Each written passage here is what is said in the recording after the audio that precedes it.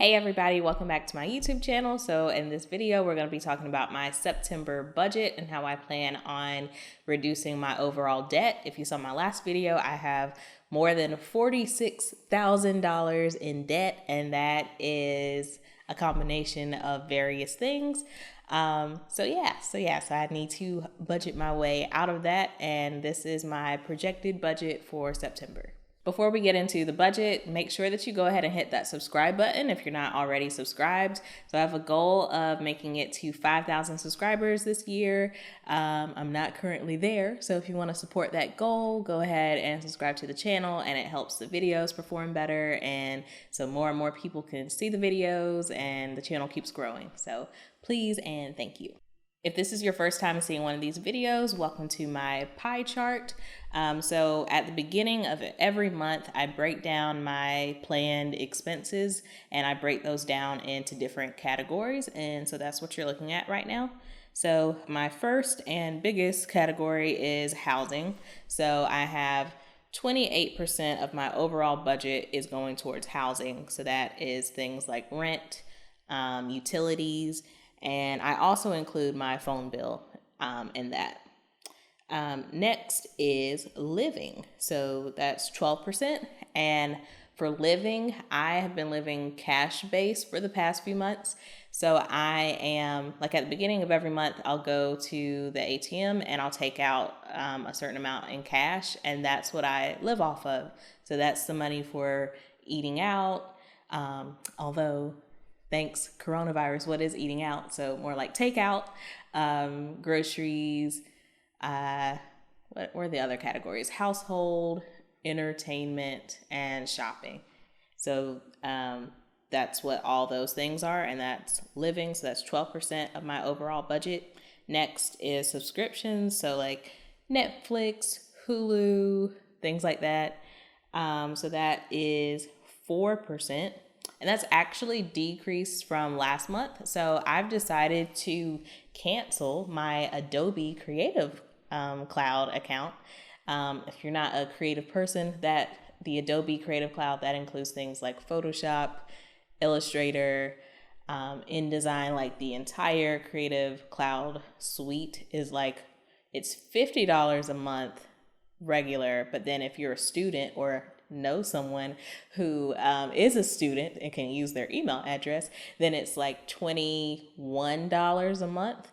And even though that is like more than a 50% discount, even with the student, it's a lot because I don't use everything in the suite. I think there's like, I don't want to make it up, but it's definitely more than 10 accounts, or not accounts, but software that you get. Like maybe 15. I don't know. It's a lot. And I only use maybe 2 of them on a consistent basis. Like I don't need to use the other one. So I'm like, I'm not really like using it at its full potential. So why am I paying this amount every single month? So I found some alternatives, and they are $50. But it's not a month. It's just a one-time payment of $50 for 2 programs, the ones that I like typically use the most. And those are like alternatives to Photoshop and Illustrator. And then I have Final Cut Pro on my computer, which I bought a couple months ago. So it's like, I really don't need the Adobe Creative Cloud. So this month, I'm not going to pay that, and I'm going to cancel it, and I'm going to get those new programs instead. So it's going to be an additional, like I'll be paying more for this month, but after this month, I won't have to pay for those services like ever again. So it's going to be nice. But yeah, so subscriptions are 4%. Giving is 5%. Savings is 10%. So if you haven't seen a previous video of mine, someone on my team at work got laid off, which is really sad for them. And I was like, ooh, if that is ever me, that's going to be like really scary, which motivated me to beef up my savings account, because earlier in the year I did reach my goal of $5,000, but that's not like, that could get me like 2 to 3 months, depending on like how strict I was with that budget. And like that's just is not enough like wiggle room for me. So I'm gonna keep adding on to that until I get to like a better amount that makes me feel better, basically. And then I added in another category that I'm just calling like buffer, which is 3%. And that's so once I went through like my whole expenses and how much I wanted to put towards debt, I had a really small amount left that I'm calling buffer. And that's probably going to be used for things that I can't pay cash for or don't want to pay cash for. So like when I go to a gas station, I'm probably just going to use like my debit card for that, so I don't have to go inside.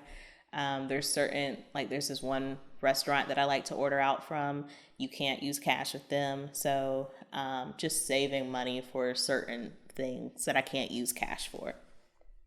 Next is my treat yourself budget. I do that. I buffer out room to buy things that I don't need, but things that I just want, so that I can feel better and give myself like a little bit of joy through this whole debt freedom journey of mine, which I didn't do when I paid off my car, which backfired when I then went into credit card debt because I was like, I just want to buy anything that I want.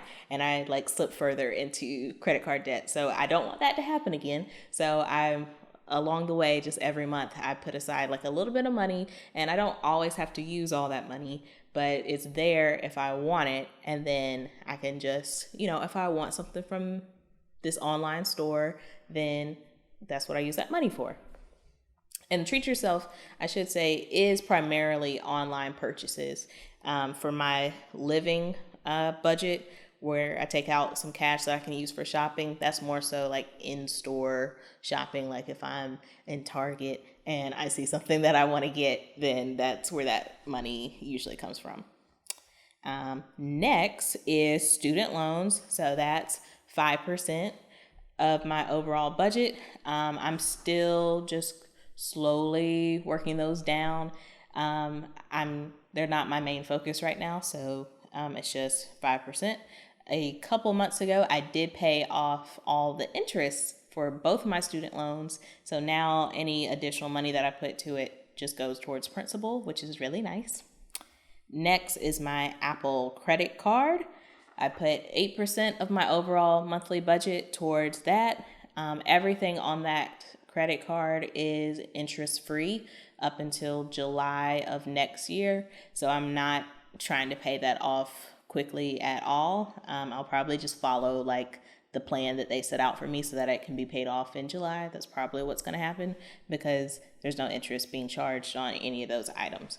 So 8% goes to the Apple credit card, and the big one is my Citi credit card, and 19% of my overall budget is going to go towards that for the month of September, because that is my biggest loan outside of the student loans. It's around 7,000 or 8,000, and it's at like 16 point something percent interest. So it's a lot, and that's where all my focus is going, so that I can get that paid down as quickly as possible. So that is my overall budget for September. It is a projected budget. This is what I plan on happening. Things may change. I'm actually recording this on September 20th because I got behind with my uploading schedule. So spoiler alert, it did change. So stay tuned for a future video to see the end result of September. So thank you guys for watching. Make sure that you like the video, share it to someone if you think that they would like it. Write some comments down below. I love talking back to you guys to see like what's going on with y'all's debt-free journeys and different things like that. So subscribe to the channel, and I'll see you next time. Bye.